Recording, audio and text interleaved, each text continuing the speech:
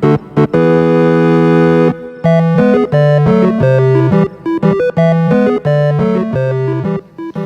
tout le monde, bienvenue à mon premier vidéo de 2018. Je suis désolé pour la voix, pour le visage, je suis un peu malade. Mais j'ai validé, ça se transmet pas par la caméra, on est correct.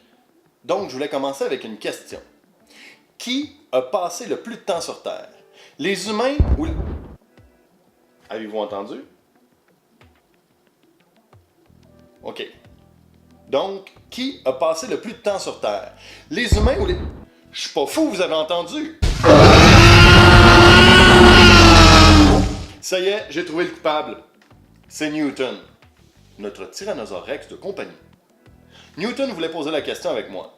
Qui a passé le plus de temps sur Terre? Les humains ou les dinosaures?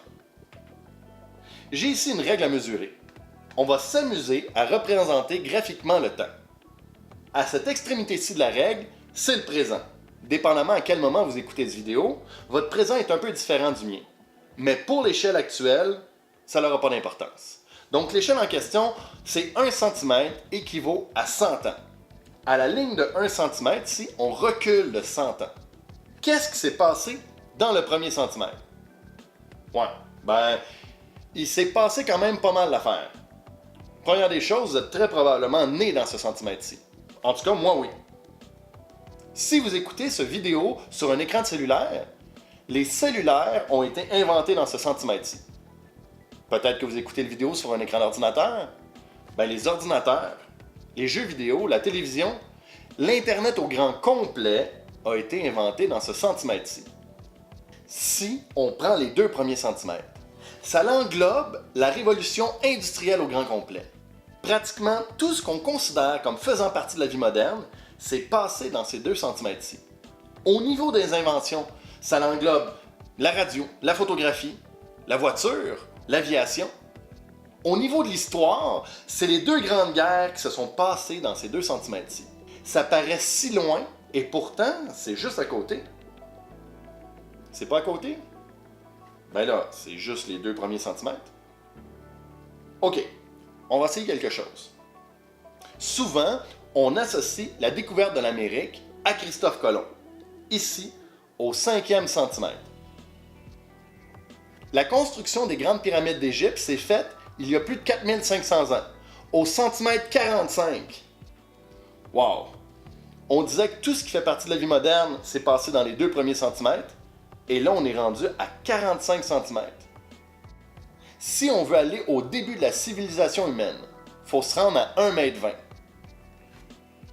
Mon mètre est trop court. Mais c'est pas grave, j'ai pensé à tout. J'ai un galon à mesurer. 1,20 m juste ici. Si on veut aller aux premiers humains sur Terre, il faut aller à 31 mètres. Puis comme mon galon mesuré est beaucoup trop petit, il va falloir trouver autre chose. Venez avec moi sur Google Earth. Nous y voici. Ça, c'est un terrain de soccer près de chez moi. La ligne rouge représente la ligne du temps. On y a placé le présent et les premiers humains à 31 mètres. C'est le temps que les humains ont passé sur Terre.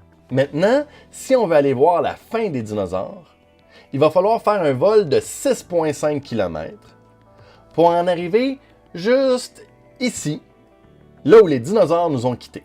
Pour ceux qui se posent la question si les dinosaures ont vécu en même temps que les humains, la réponse est que d'ici, on ne peut plus distinguer les 31 mètres qui représentent le temps que les humains ont passé sur la Terre du présent. Si on veut aller voir le début des dinosaures, il va falloir faire un vol jusqu'à 23 km du départ pour voir les premiers dinosaures. On le voit très bien ici, ça c'est un de nos premiers dinosaures. Si on prend un peu de recul, on va pouvoir voir les 16,5 km qui représentent le temps que les dinosaures ont passé sur la Terre par rapport aux 31 mètres qui représentent le temps que les humains ont passé sur la Terre. Maintenant, qu'est-ce qui nous reste? On pourrait faire un vol jusqu'à 350 km de notre départ pour arriver au début de la vie sur Terre, là où tout a commencé. Qu'est-ce qu'on peut faire ensuite? On peut faire notre dernière escale, finir notre vol pour se rendre à 450 km. 450 km, ça nous emmène à la formation de la Terre. C'est ici que se termine la ligne du temps de la Terre. Il n'y a rien qui est arrivé avant ce 450 km-ci. Si on prend un peu de recul, on peut regarder de quoi a l'air la ligne de 450 km sur la Terre. Ça représente toute l'histoire de la Terre. Et on doit se rappeler que tout ce qu'on appelle la vie moderne, c'est seulement passé dans les 2 premiers centimètres. J'ai toujours trouvé difficile de visualiser à quel point le temps que les humains ont passé sur la planète représente presque rien par rapport à l'histoire de la Terre. Mais en partant du présent et en reculant, ça me paraît plus facile à visualiser. J'espère qu'aujourd'hui vous avez une meilleure idée de la place qu'on prend sur l'échelle du temps. Maintenant, si vous avez des questions, n'hésitez pas, je suis pas loin en temps. Et en distance, avec l'Internet aujourd'hui, ça n'a pas d'importance. Pour le reste, restez curieux.